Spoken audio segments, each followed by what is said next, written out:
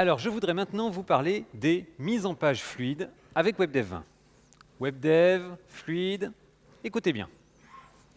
Quand vous concevez un site aujourd'hui, vous êtes confronté à une multitude de résolutions différentes, depuis les smartphones 4 pouces jusqu'aux écrans 4K qui commencent à arriver sur le marché. Dans ce sujet, on va voir comment vous pouvez préparer votre site pour répondre à ce défi et quels outils WebDev vous propose pour cela. Alors pour commencer, je lance WebDev et je charge un site. C'est un site d'un fonds de placement pour présenter ses différentes offres. Alors on va se concentrer aujourd'hui sur la page d'un placement. Je commence tout de suite par faire un Go. Voilà, donc on retrouve une page web assez classique, un bandeau, le corps de page, et en bas, un pied de page. Alors ici, tout est positionné au pixel près, de manière fixe. Bon, jusqu'ici, tout va bien. Mais qu'est-ce qui se passe si je réduis la largeur du navigateur, comme si j'étais sur une tablette ou sur un smartphone? Eh bien, voyez, j'ai un ascenseur horizontal qui apparaît. Pas très fluide tout ça.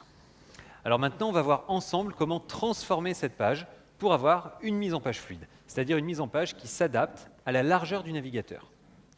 Donc je reviens en édition et je crée une nouvelle page. Donc je choisis page vierge.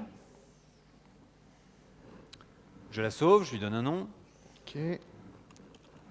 Fluide, voilà. Voilà. Alors pour avoir une mise en page fluide, il faut commencer par modifier l'ancrage par défaut de la page. Moi, je ne veux pas une largeur fixe centrée dans le navigateur, je veux une largeur de page adaptée à la taille du navigateur. Donc c'est clic droit, ancrage. Et je choisis donc ancrage en largeur et en hauteur. Et en bas, adapté au navigateur. Comme ça, la page que j'édite, elle occupera toute la surface d'affichage en exécution. Alors pour que votre page s'adapte bien aux différentes largeurs, moi ce que je vous recommande, c'est de la créer relativement petite en édition. Donc ici, moi je vais la créer en 640 pixels de large. Ensuite, pour définir la structure de la page, je passe sur l'onglet Zoning. Le zoning, vous le savez, ça vous permet de définir en quelques clics les grandes parties qui composent une page web. Alors ici, je découpe 3 zones dans ma page, le bandeau, le corps de page et le pied de page. Et maintenant, je définis les ancrages de chacune de ces zones.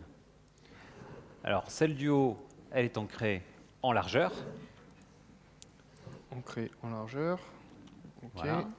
La zone de corps de page, elle est ancrée en largeur et en hauteur. Largeur, hauteur.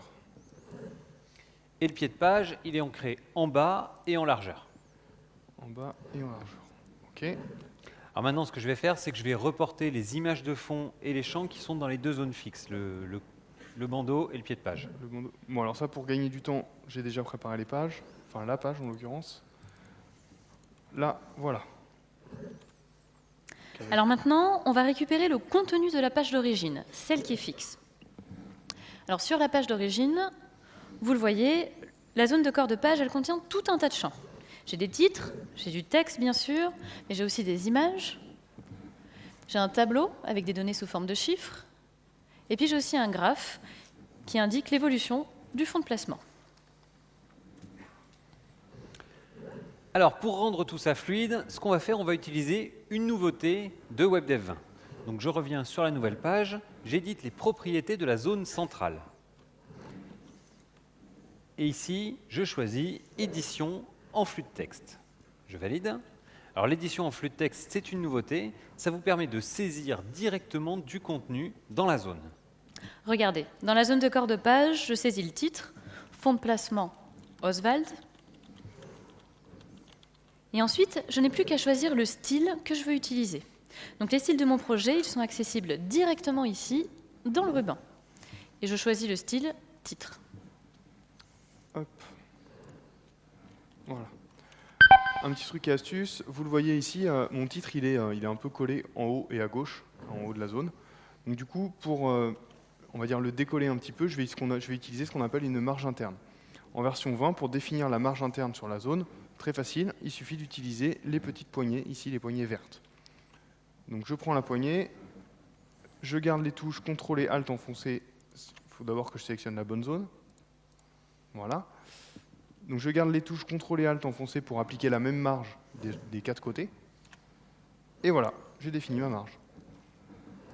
Allez, on continue, je reviens sur la page de départ.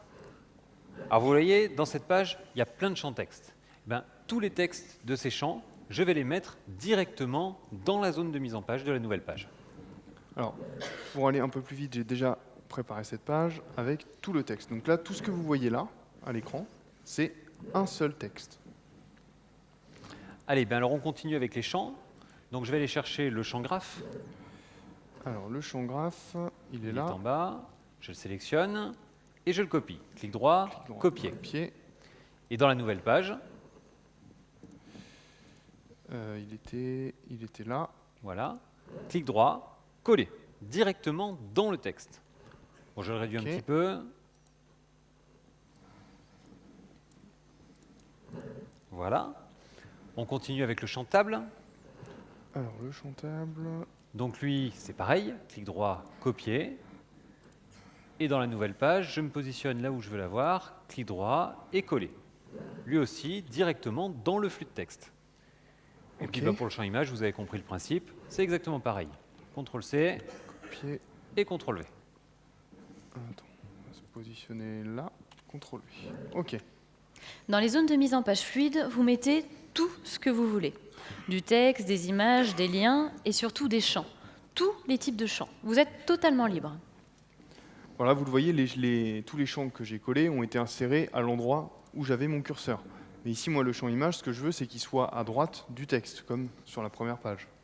Donc pour faire ça, c'est très facile. C'est clic droit sur le champ, habillage, à droite. Et vous le voyez, le texte habille le champ image. Allez, j'ai déjà fait les différentes adaptations sur les autres champs. Donc voilà la page finale, le résultat final. On n'a plus qu'à faire go. Go. Et voilà le résultat dans le navigateur. Et quand je redimensionne le navigateur, que je le réduise ou que je l'agrandisse, vous le voyez, la mise en page s'adapte automatiquement. Tous les champs, tous les textes se repositionnent pour exploiter au mieux la largeur du navigateur. Donc comme ça, sur une tablette ou sur un smartphone, je vois toutes les infos. Avec les zones